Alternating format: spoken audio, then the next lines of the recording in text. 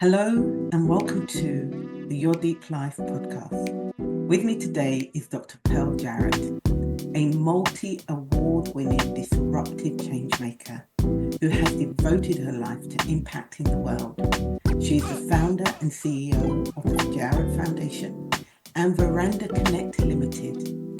She truly is at the forefront of philanthropy and innovation. Dr. Jarrett is a survivor of cancer. And after victoriously overcoming this terrible disease, she went on to totally reinvent and change her life. Today, we're going to hear more from her and her story, and I hope you enjoy the rest of this podcast. Thank you, Pearl, for being with us again today. I'm so honored. It has truly been like a 40-plus year friendship, and I'm just so grateful that the connection still remains the same. It's real. You are very much a significant person in my life, and so grateful and honored to have you here. Barbara, I say this, right, and I'm not just saying this just because we're here and we're doing this recording, but honestly, to reconnect with you again after all this time, when you vanished out of my life and run off to Canada, and I was like, where is she? So that, and then to reconnect with you now and just almost like pick up where we left off, it's just like, oh man, this is so And good. isn't that a testament of true friendship, right? That it doesn't matter how long the distance or how long people have not spoken, right? It's as if we just pick up where we last left off how many years ago. Nothing has changed, nothing has shifted. Nothing's changed. That's right, that's right. Nothing Lovely. has changed, nothing has shifted. And Mm. again, it was like last year, my big birthday party in the UK, you and your husband Jarrett was there, and it was just such a blast. Yes, it was. It was a fun night. Yeah. A fun night. It was really good. Really. So Pearl, tell me and talk to us, right? Because let me just say to the ladies, Dr. Pearl Jarrett is the founder of the Jarrett Foundation. And she started this back in 2005. 2005, you were diagnosed with cancer. That's right. Right. And so did the Jarrett Foundation come afterwards or before? So the Jarrett Foundation existed before, and it was kind of like on a shelf.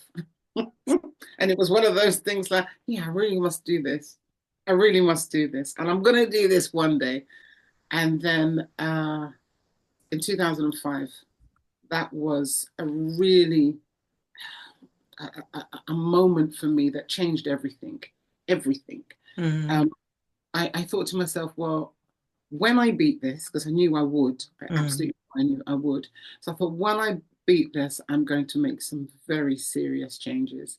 Up until that point, I think I was just, as they say in Jamaica, bata bata. I mean, it just, just kind of, I think I just kind of rolled up, did stuff. I didn't have a career, I just had a job. Job to job, job to job. Oh, tired of that, get another job. Oh, sick of that, get another job. And I felt like there was no real reason, there was no purpose. And that has a lot to do with lots of childhood trauma that I was in, that just kind of followed me. And even during our our friendship, that I refer to that now as my crazy years. I remember those years. My crazy years. I suffered a lot. I mean, going back from I'll come back to the cancer, but before that, I suffered a lot with really chronic depression.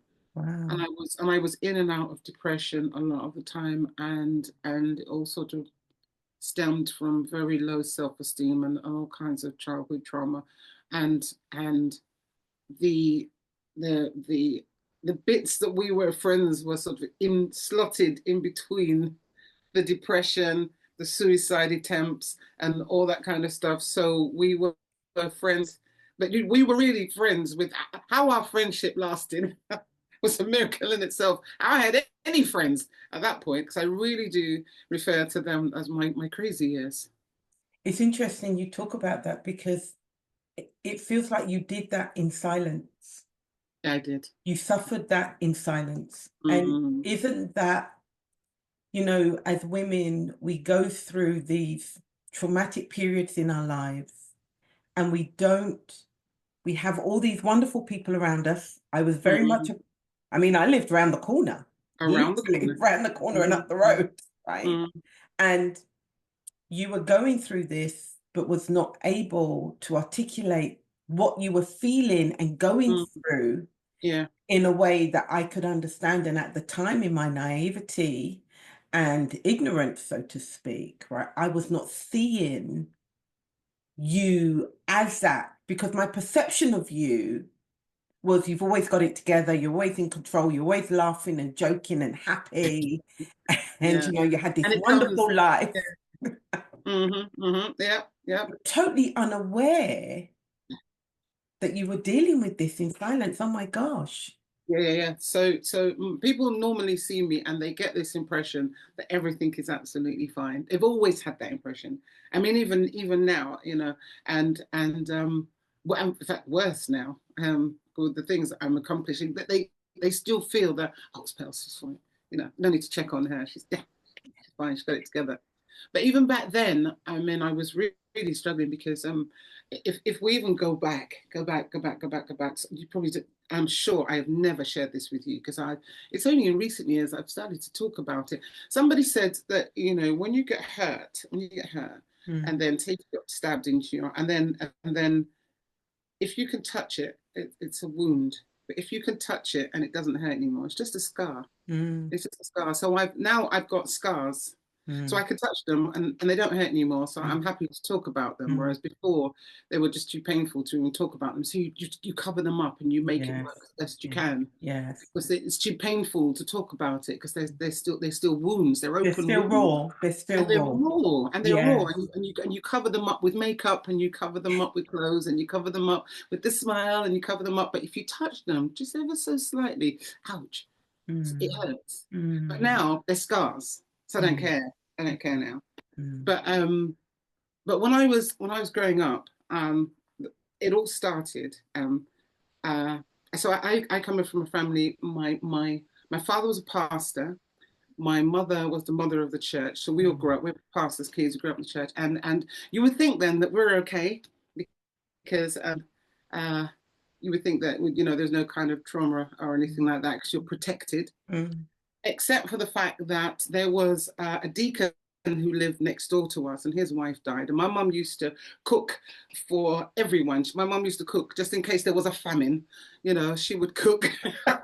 So she would, just in case. So she would pack up this food and give it to me and say, take this next door to Deacon, because he's got dinner. So every time I took the food next door to Mm, Deacon, I'd get abused.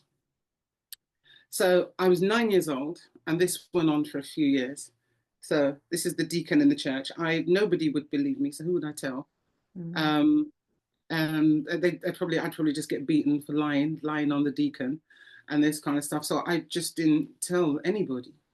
And so this went on for a couple of years, and that made me very, very different to the rest of my family. My family, they were all happy and go lucky, and I was always, always, always crying.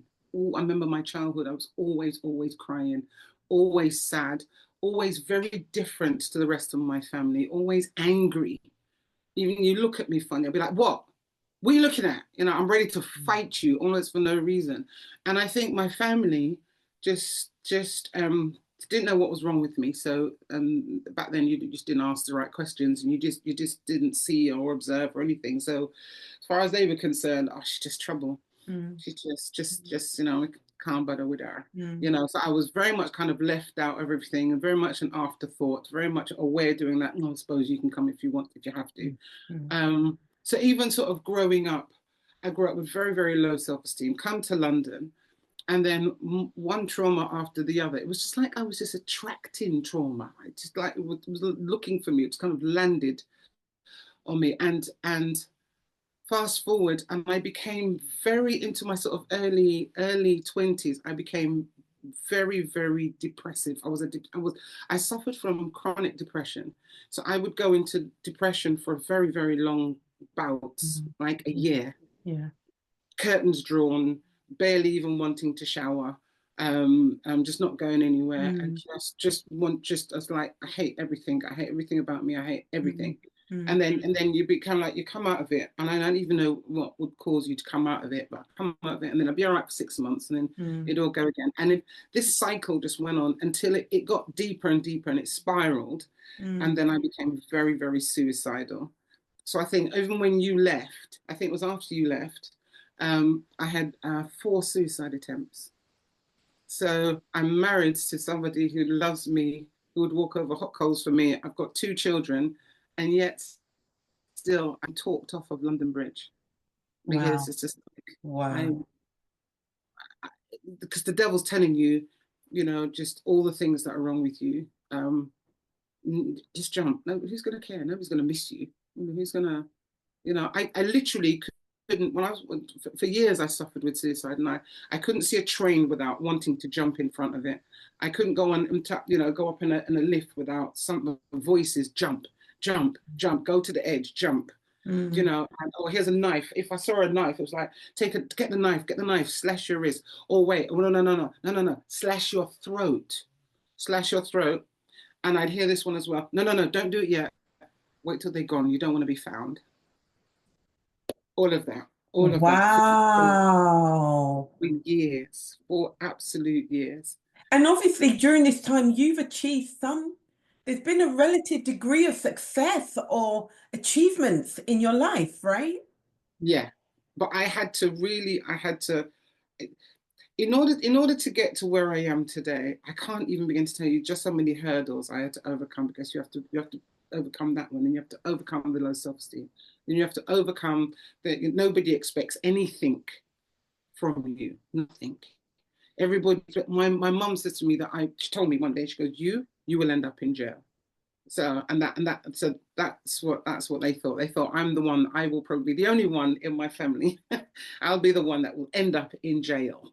That's all they expected of me. And nobody could be bothered with me, because they just didn't know what was wrong with me, and I didn't even know how to fix me either.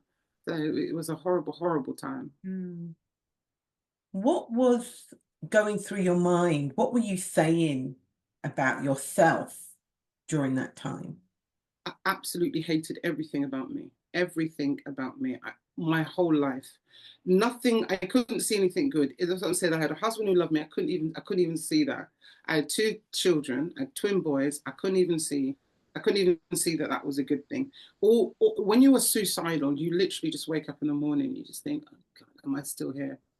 And it's just like, God, if you're not going to take me, I'm going to have to take matters into my own hands, and I'm going to have to do this myself. And I was literally 4 times I was rescued. I could almost hear God saying, no, not you, not today.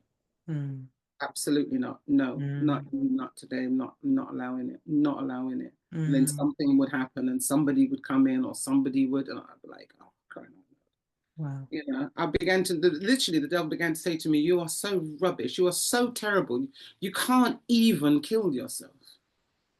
You can't even do that. You can't Mm. even do that. Mm. You are so rubbish. You can't even do that. And the more and more I would hear that, the more I was like, I'll show you. Yes, I can show you. I will. I can do this.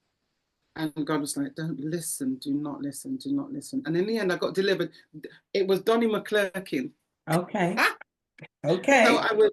So I'm walking around my house one day, and I just thought, I'm not going to church anymore, and I'm not doing this. I don't want to hear from God. I don't want to. I just want to die. That's Mm. all I want. And Mm. I'm walking around my house, and I hear the Lord say to me, Donna McClurkin's going to be at your church today. I need you to go. And I just thought, okay, well, I don't go. So I don't understand what that's about. No, I'm not going. He goes, you are going. I'm not going. You are going. I'm not going. And he's following me around the house. Following that. I said, I'm not going. I said, I'm. And in the end, Barbara went, ah! I just screamed. And I said, I'm not. And put on my clothes, and I went to church. Went to church, sat back. And then Donnie McClurkin was there and he was preaching. And then he points to the back and he goes, "You." And I'm just like, oh, I know he's not pointing at me. And all the voices in my head started to talk. Yeah, also, oh, he better not come over here. One said, "Oh, okay, come over here, then I'm gonna fight you. Come on then, come on then." And the other one said, "Oh, you better not come." The other one said, "Get up, run, leave now, run." And I just and everybody's talking and everybody's talking. I'm just like, oh, everybody's talking. And I just remember him walking up to me. He took his hand, he slapped me on the ear, pow, and he went, "Spirit of suicide, come out." And I Wow. went bang, and I fell on the floor. And he came down and he slapped his hand on my stomach, and it was just like something turned. You know when you wring out a rag, something turned like this. It turned my stomach, and it came out, and it came from my spirit of suicide. And I have not wanted to kill myself from that day. Praise God. Praise God. Deliverance is still possible in the 21st century. Yeah, I'm telling you the truth. And then some months later, a man of God came to our church by the name of Dr. Miles Monroe. Yes. So Dr. Miles Monroe came to our church and he preached this message saying, "Nobody knows me." I'll never forget it. I bought the tape. Do you know the tapes, Barbara? And they would reel out and you'd have to get the pencil and you'd wind it back up again. And it's like, oh, no, it's not in properly. Wind it back on a pencil. And so I played this thing 30 times. Wow. 30 times I made copious notes everywhere, notes. And I sat with God in my front room and I was on the floor and I said, okay, forget the nobody part. I don't know me. I don't know me. Who is Pearl? I thought I cannot pinpoint, I can't put my finger on why the devil would expend so much energy on me. I am no one. I am absolutely no one. I don't understand why come and sabotage my life at 9 years old and then since I've been off the rails ever since, and it's just like compounding, trying to kill me. I'm just like, I am no one. And God, and it was like the ceiling opened up, Barbara, and I started to watch this movie, and God was like, "Let me show you who you are." I sat there like this, and I was stunned. I saw me working with governments around the world. I saw me with inventions. I saw me running a business. I saw me as a speaker. I saw me as an author. I saw me running television studios, film studios. And I literally said to God, I said, "You have me confused with somebody else." And literally, I was like, "I know you're God and everything. I know you're God. I know you're sovereign and all that. However, on this occasion, you have me confused with somebody else." And it was just like, no. This is you. You just don't know it yet. So I decided I said, all right, God, let's me and you just walk because I need you to show me. I literally, if you can imagine, I literally scrubbed my life. I did say, I'm literally starting afresh from today, and I want you to lead me, and I want you to show me, because I want you to tell me, this is where you need to go, this is who you need to talk to, this and explain to me this. I want to walk it through with you, and that's what I did. I started to do that. A lot of the people who I had in my life, I just kind of, they're just, I can't talk to you right now. I can't do this. I'm on a quest. I need to find out. I need to find out who I am. God started to show me, and it's just to introduce me to people and this and that. And it was a walk. It was a walk of faith. And then some years later, while still on the walk, then I got diagnosed with the cancer. Wow. But so what happened was then I decided I need to continue this walk, but I have another second chance at life. When I get up for this, I'm going to continue this walk, but I'm not going to turn down anything. I'm not going to say no to anything. I'm not going to go, oh, I don't want to do that. Oh, I'm not sure. What if people talk, or what if that? There's no what ifs. There's none of that. Yeah. I'm just going to do it. Yeah. That's it. I'm just going to do it. I'm just going to do it. I'm just like, okay, God, let's do this. So I drew up a list. I drew up a whole list, a bucket list of stuff, and I thought, right, this is what I want to do. Okay, God, let's do this. So I thought, right, I want to run an international children's charity. Got this charity sitting there for how long? Done nothing with that. Come on, time. So I thought I want to do that. I thought, right. Then so I'll come back to my list and go, tick, right. I want to start a business. So I started a solar business in Jamaica, right? Tick.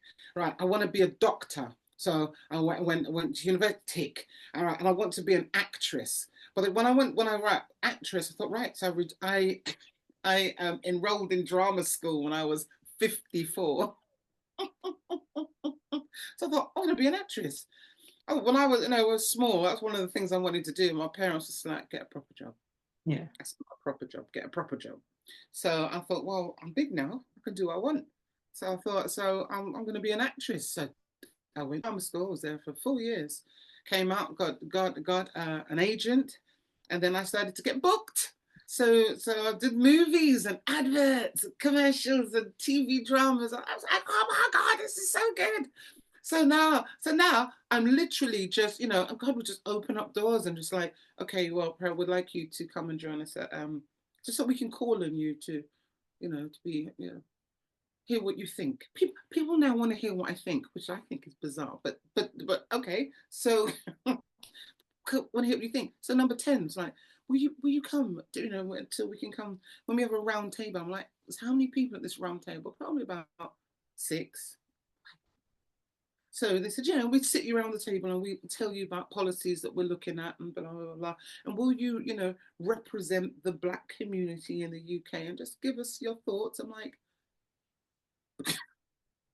So let me just interject. Let me interject and explain to our audience what she means by number 10.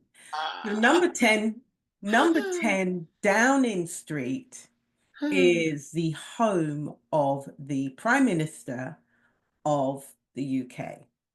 So when she's been invited to number 10, when she's saying that she's been invited to number 10, it means that the Prime Minister and his cabinet are actually inviting her to come and sit and have a conversation.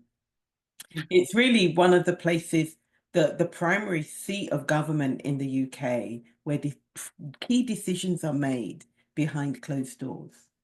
And what an honor and privilege that was for you. I mean, talk about open door and to be invited into such a prestigious and significant place to make change.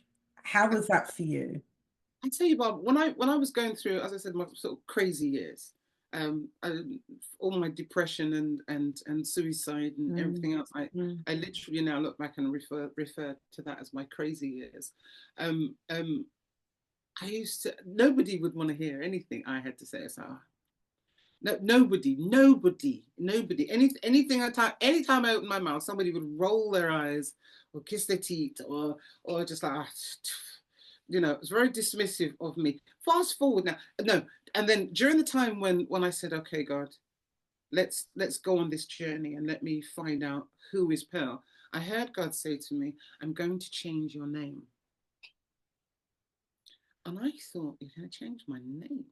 What? So what's my new name going to be? And I just thought it literally was going to be a different name. Anyway, years later, and I'm getting all this favor. I'm being called here, I'm being called there. And I'm like, God, what is happening? He says to me, I changed your name. And I said, my name's the same. I said, what? Is it the doctor? I mean, millions of people are doctors. So there's nothing special about that. I mean, is that it? And he said, no. I've changed the way your name is perceived. I love that.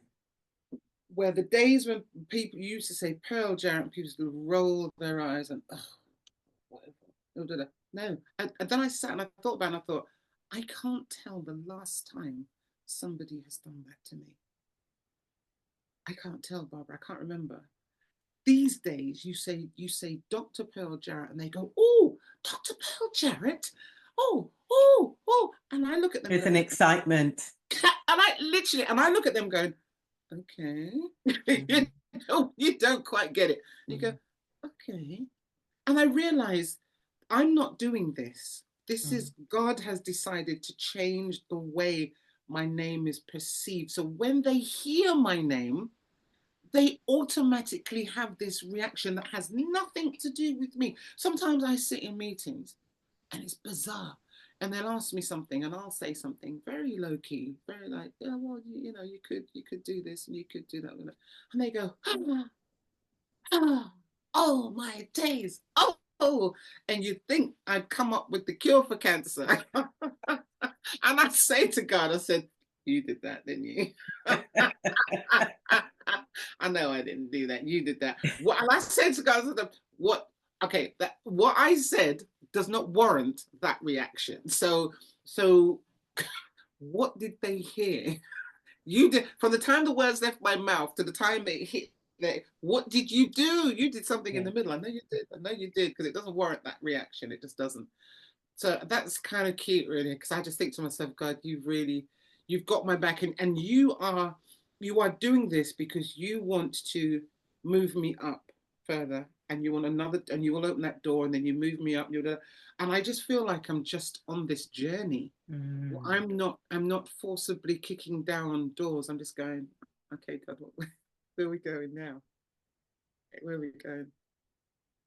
Pearl, I love the fact that everything that's happened to your life since this significant deliverance experience, you've Yeah. attributed all of it to God. And obviously, God Mm, had a wonderful plan for you. Jeremiah 29:11 comes to mind. For I know the plans that I have for you, says the Lord, plans of good and not of evil, to give you hope and an expected end, right? mm, Um, mm, but that transitional moment, that moment from transitioning from who Pearl was to yes. making this decision Yeah. to who Pearl is, Mm, whilst there was obviously a spiritual, heavenly yeah. moment and interjection to help with that shift, Yeah.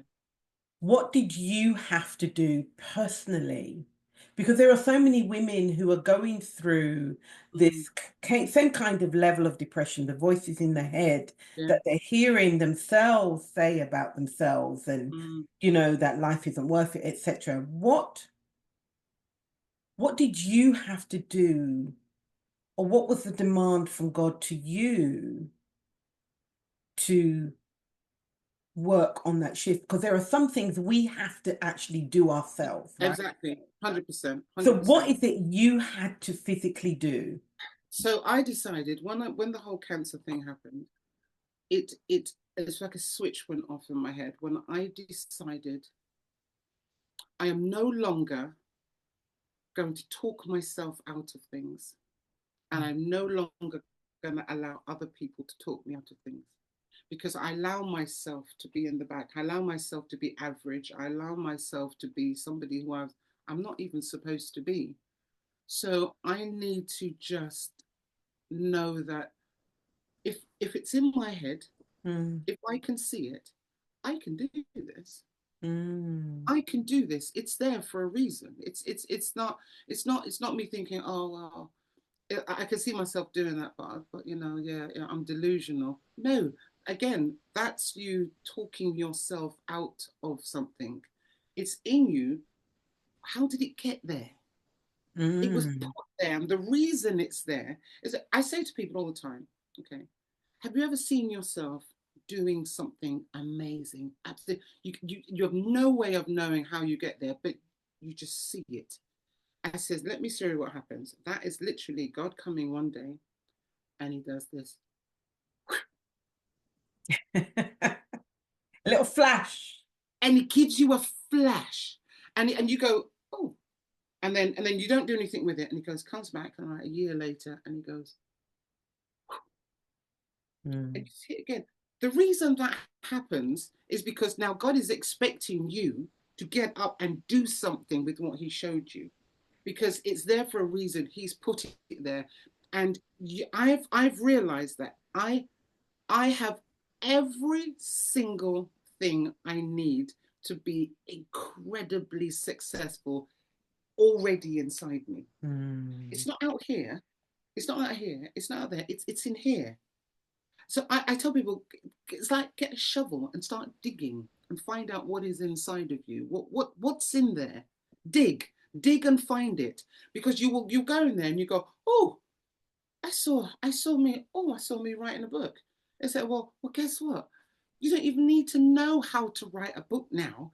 You sit down with Chat GPT and you say, I want to write a book. I want it to be about this, this, this. I want it to include this. I had childhood trauma. I want to go there. I had this or that. What chapters do you think I should put in my book, Chat GPT? And it will tell you. I realized that we talk ourselves out of things, and all you're doing is stopping yourself from being the best you. I don't need somebody else out there to make Pearl significant. Pearl just needs to know that she is. I am. Yeah. Let me tell you what I decided to do. I have stopped going for auditions for now, where I'm competing with 50 people to get a part in a movie or in a this or that, for somebody to look at me and go, no, you're just not right. Or no, we're looking for somebody a bit, shorter, taller, darker, whatever the excuse is, or I just don't think you're good enough or whatever. So what I decided to do, Barbara, is that I have decided to grasp and understand that I have worth. And I could write my own TV show and cast myself. Why don't I do that? So I did. It's kind of what Tyler Perry did, right? He wrote his own plays, his own movies, starred in them himself, produced them himself, directed them himself. I don't need someone to affirm me. I don't need you to affirm me. I affirm me. Yes. I can do this. Yes. I'm a trained actor. I affirm me. I can write. And even if I don't know how to write, again, Chat GPT. Chat GPT, I want to write a TV drama. I want it to have suspense. I want it to have this. I've realized every time I want to do something, I can easily talk myself out of it, or I can go, I wonder what's around me that I can touch, yeah, this will work. That can get me to where I need to get to. God has not given us anything that he says, yeah, I've given you that, but you really don't have the ability to do it. And God's expecting you to do it. And if you don't do it, you're going to really have to, when you stand before God, you're going to have to say, well, I gave you this, I gave you that book, I gave you that TV series, I gave you the movie, I gave you the podcast, I gave you and what did you do with it? Yeah, well, my mate said that I wasn't very good at talking to and he said, and God said, and you listened to your mate, did you? Yeah, when I am God. And I am God, and you listen to your mate. Okay. So I had this vision once, right, of God sitting there with his hands on his head like this, thinking,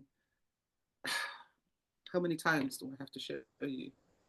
How many times do I have to tell you how special you are and how amazing you are? And there's no other person, like nobody else has your fingerprint, your fingerprint. Yes. The billions of people, if you commit a crime and you leave your thumbprint there, they know it's you. That's how unique we are. There is no other Barbara Chambers in the world. So nobody can do what you can do. Nobody can do what I can do. I am that unique. How can you compete with Pearl? Only I can be Pearl. And I have to be the best Pearl. I say to people all the time, I'm not competing with you. I will be your biggest supporter. Man, I will get some pom-poms. I will cheer you on the morning till that. Go, yeah, go. Because I know you shining does not take away from me. I love because that. I am only competing with me. This is what I did this year. Pearl, what can you do next year? Mm. I'm already planning my 2025 to be absolutely phenomenal. And I'm doing that because I'm looking at 2024 and yeah, that was pretty good. But now, but I can build on that and make my 2025 phenomenal. And that has nothing to do with you or you. It's me. Mm. I am forever cheering people on. And the other thing I like to do is open up doors and pull people in, because I don't get intimidated by other people being around me. Mm. I keep saying to people again, I say, I don't need to be intimidated by you, because all I have to do is shine. That's it. And then You know, the Marianne in Williams, my glory, I know, I love the Marianne Williams poem from the book Return to Love. And this book keeps coming up in my discussions for some unknown reasons. And maybe that's something I need to start. Maybe do a book club on the Marianne there Woman's you go. Do it. book. Do the book Do it. club Do next it. year. Do it. Do Yeah. it. But she has a line in her poem that you diminishing yourself does not do us any favors. None. But None. when you shine your light, you give permission for other people to shine their light too, right? 100%.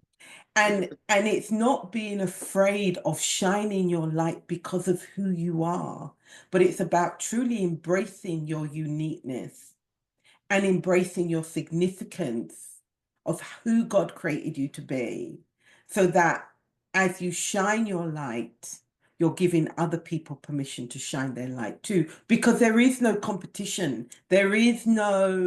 Um, there is no what it as black in our Jamaican Caribbean world, no bad mind around Bad mind. somebody else Yeah, being their very best.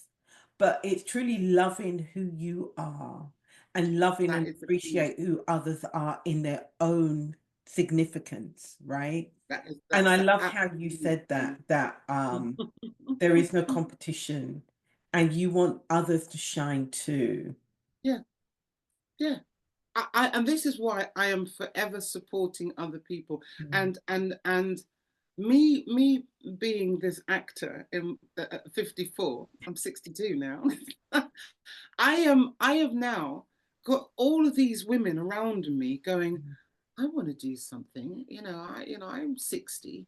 I don't really do anything. And I watch you, Pearl, and I think to myself, gosh, I could do something. I'm like, yes, of course you can. So I've got other women now that starting to do acting, started to do that. So I'm starting.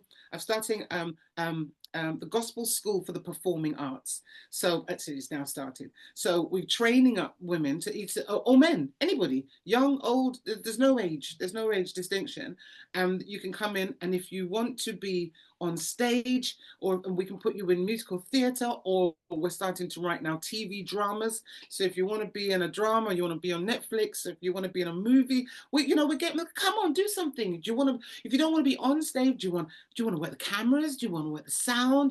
Come on, do something. Just because you're 60, what? You don't have to like sit at home and take up knitting. Mm. Just do whatever you want, whatever you can see yourself doing. If you decide I'm going to do this, you will find a way to get there. You just need to make up in your mind, this is where I'm going. And I don't know where all the pieces fall into place. I have no idea. But I'm just going to keep walking and put one foot in front of the other and see what. And again, you talk about making up your mind, right? Yeah. And that it is ultimately a decision. It's a choice that one has to make. And Yeah. you made that choice of, okay, I'm not going to allow my past to now dictate who I am or dictate how I show up in the world, right? Mm-hmm. And Mm-hmm. you being set free, and obviously the cancer was another, like, I'm going to try and take your life then. If I can't take Yeah. you mentally, I'm going to try and take Yeah. you physically out. Right. And your Right. determination to overcome that, Mm-hmm. right, then pivoted you and sort of catalyst you into this determination of achieving all the things you said you wanted to achieve in life. and making that decision. So transitions happen at any stage of our lives. Any stage.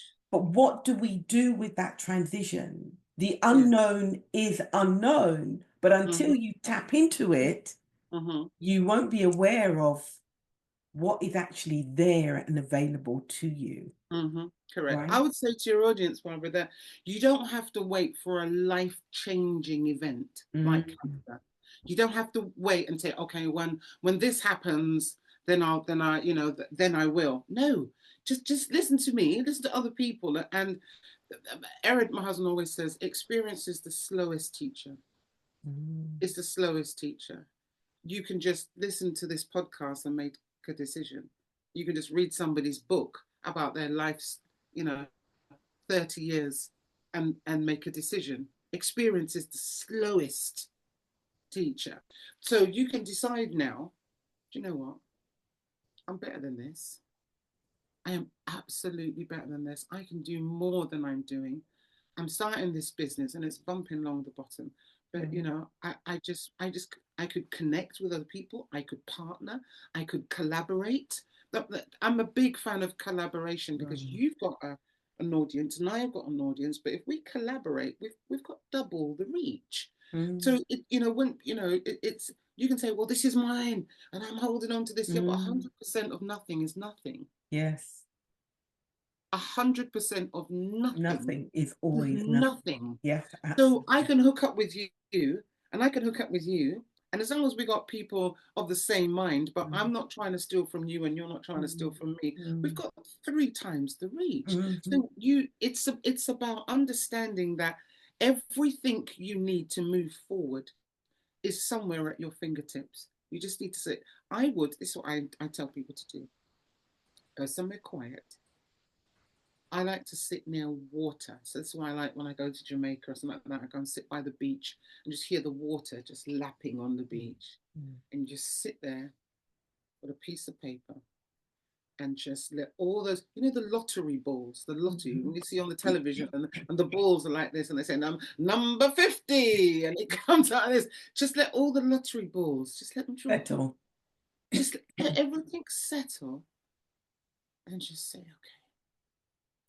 And think.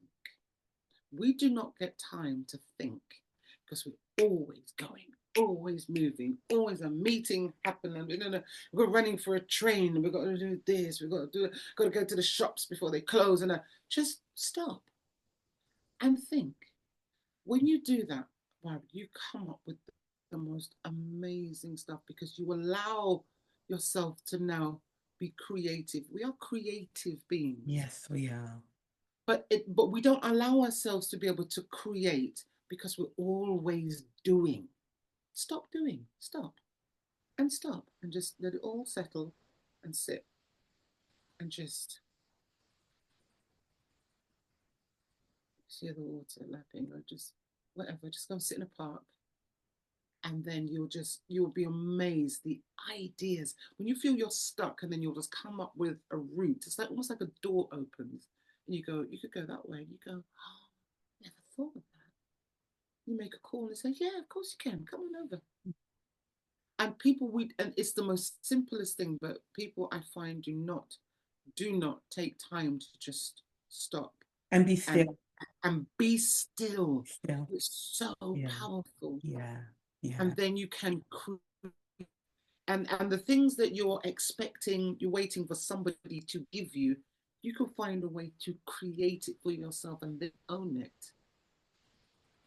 I love that. I love how you say that because I encourage a lot of my clients to practice silent meditation.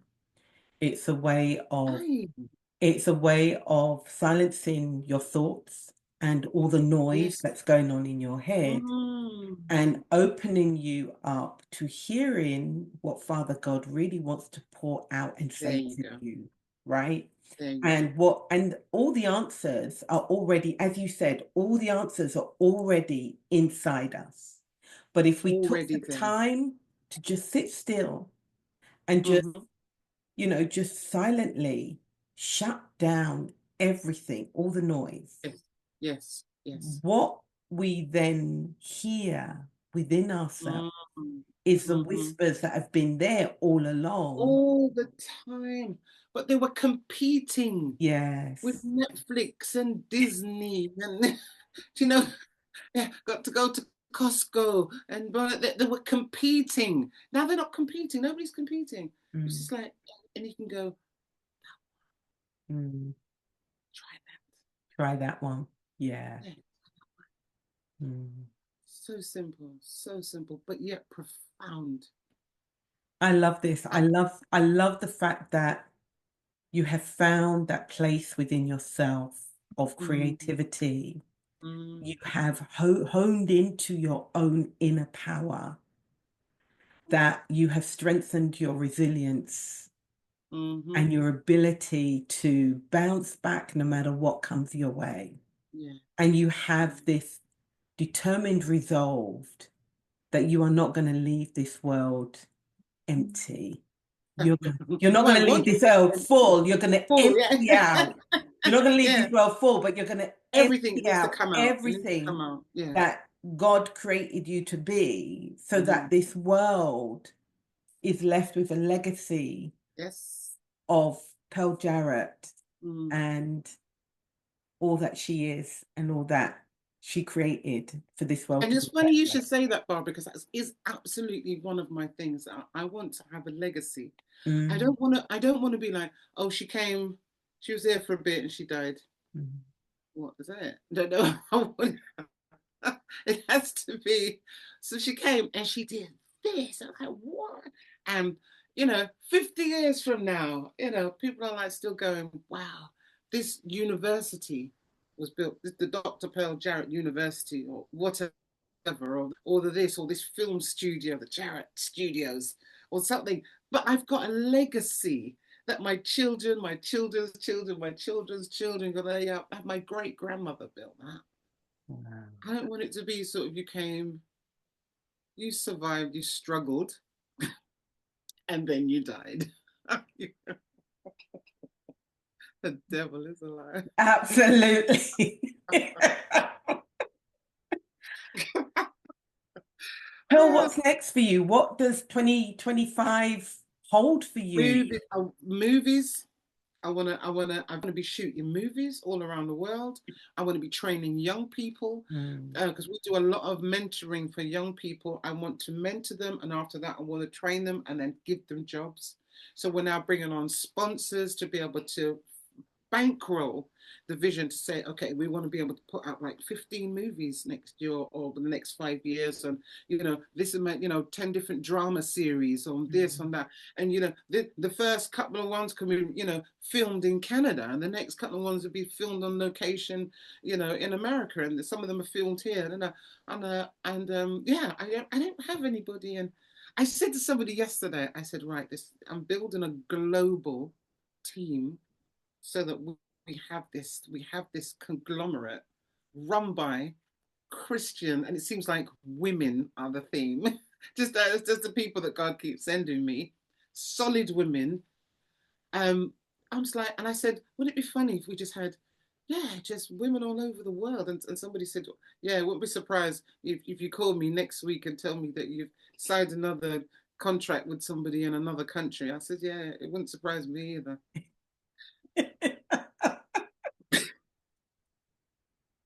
And another door is opened. And another door is opened. Hallelujah. So that's what we're Oh, doing. God said to me, I need to take this mountain. This mountain, there are 7 mountains of influence. mm, 7 of them. If I start naming them now, I'm going to forget some. But it's politics, education, family, media. Um, see, I'm forgetting them. There's 2 more. And but he said to me, I need you to take the mountain of of media and entertainment. I think those are 2 separate mountains, if I'm mm. not wrong. Um, um, and I'm just like, what's that even mean? What does that even mean? And I said, and anyway, you need money to do that. I said that. I was like, I just need you to do it. I was like, okay. It's taken years for me to actually, that okay, it sounds like I said yes immediately, but I didn't. It was just like over the course of time, I'm just like going, okay, It's okay. possible. It's possible. And the more you go, okay, the more you think, yeah, we can do this. Yeah, we can do this. So now I'm getting production companies, film companies, distribution companies. They're just coming across my path, and I'm going, oh, can I have a word? You know, and I'm building this thing. And at the end of 2025, you're going to look over and go, what? What is that monster? Yeah, it's the mountain. God, we should take when and the thing is, what God is doing now, He is getting rid of some people and lifting up people. Yeah. You can just see what's going on in Hollywood now with the whole Diddy thing, and you know that there's going to be loads more people are going to fall, and then God is raising up loads more people to take their place. As And long as these we are have put ourselves, Holy Ghost filled people who are loving God and hearing God, where He's saying, I'm happy to give you the billions. Just listen to what I'm saying and not get caught up in money. It's just money. But listen to me and I'll tell you what I want you to do. So, you know, that's what's happening at the moment. So I'm not phased by even how much it costs or anything like that. I'm just like, okay. I treat it like I treat anything else. Like, okay, what are we doing now? Oh God, it's so good. It's exciting times. it is. It really is. And I'm excited for you. I really am. And so, Dr. Pearl Jarrett, I want to thank you for being on the Your Deep Life podcast today and sharing with us your powerful story of really just shining your light and impacting the world. So God bless you and thank you.